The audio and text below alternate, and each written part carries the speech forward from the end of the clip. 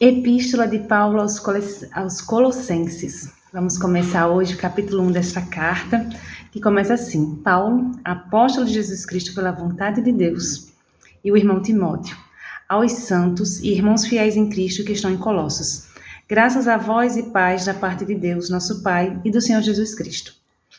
Graças damos a Deus, Pai de nosso Senhor Jesus Cristo, orando sempre por vós, porquanto ouvimos da vossa fé em Cristo Jesus e da caridade que tendes para com todos os santos, por causa da esperança que vos está reservada nos céus, da qual já antes ouvistes pela palavra da verdade do Evangelho, que chegou a vós, como também está em todo o mundo, e já vai frutificando como também entre vós, desde o dia em que ouvistes e conhecestes a graça de Deus em verdade, como aprendeste de Epáfras, nosso amado conservo, que para vós é um fiel ministro de Cristo, o qual nos declarou também a vossa caridade no Espírito.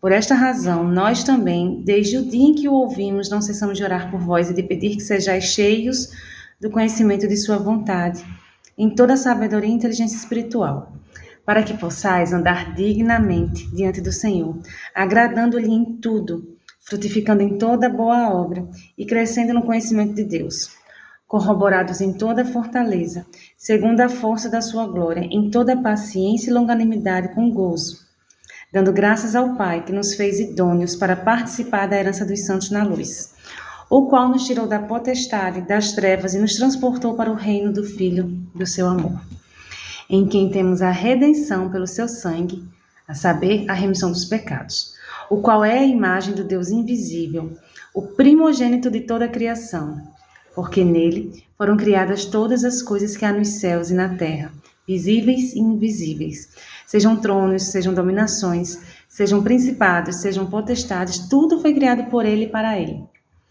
E ele é antes de todas as coisas, e todas as coisas subsistem por ele. E ele é a cabeça do corpo da igreja, é o princípio e o primogênito dentre os mortos, para que em tudo tenha a preeminência. Porque foi do agrado do Pai que toda a plenitude nele habitasse. E que, havendo por ele feito a paz pelo sangue da sua cruz, por meio dele, reconciliasse consigo mesmo todas as coisas, tanto as que estão na terra como as que estão nos céus.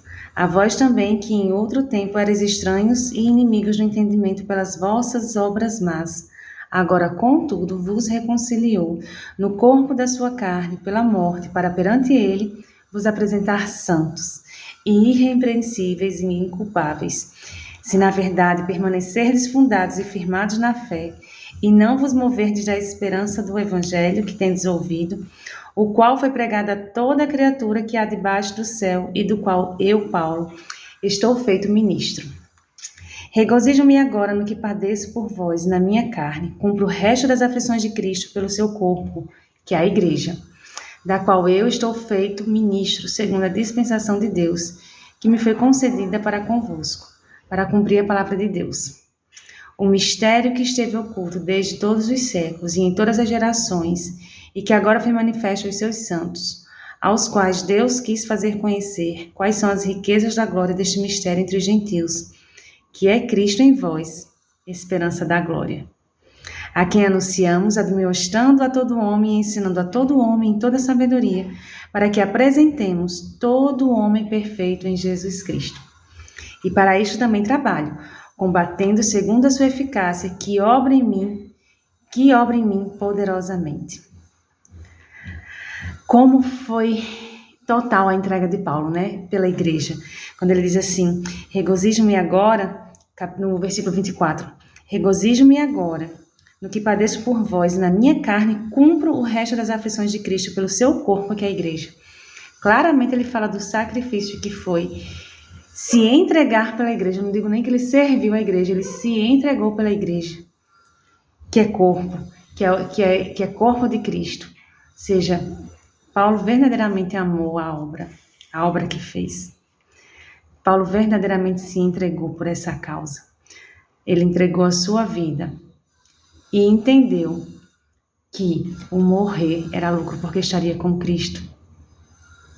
Então, que nós venhamos ter essa convicção que Paulo teve, de nos entregar pela sua obra, de se entregar pelo seu corpo, né? De de realmente amar as pessoas, de olhar para as pessoas com amor, com misericórdia, com compaixão.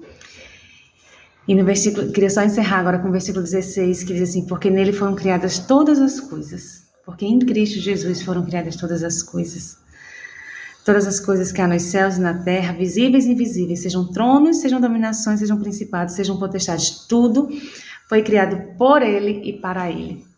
Então nós não somos mais do que mordomos do Senhor Jesus aqui nessa terra, né? Estamos a serviço dele, para cuidar das coisas dele, para cuidar dos negócios do Pai. Nós somos esse filho. E que Deus abençoe muito sua vida e até o próximo capítulo.